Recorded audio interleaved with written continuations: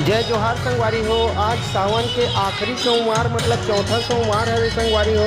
और चौथा सोमवार में शहर के अलग अलग और पूरा प्रदेश भर में कांवड़ यात्रा आज निकाले गए हैं। तो देख सकते हो संगवारी हो, बम कांवड़िया संघ डीमर पारा के द्वारा झांकी निकाले गए हैं और साथ में हजारों की संख्या में यहाँ पे कांवड़िया मन उपस्थित है संगवारी हो। और पूरा बाबा भोलेनाथ की जयकारा के साथ हर हर महादेव और बोल बम के जयकारा के साथ यहाँ पर पूरा डीजे वीजे और झांकी वगैरह सब निकले संगवारी हो। अपन पूरा नज़ारा देख सकते हो और खूब उत्साह और आनंद के साथ कांवड़िया मन यहाँ पे शिवनाथ नदी से जल लेके शिव पोखरी के लिए निकले हैं संगवारी हो। तो आप लोग देखा तो भारी भरकम संख्या में यहाँ पूरा पुलिस सिक्योरिटी के साथ पूरा जो है जत्था निकले हैं। आप लोग देखो, चलो आनंद लेवो वीडियो से।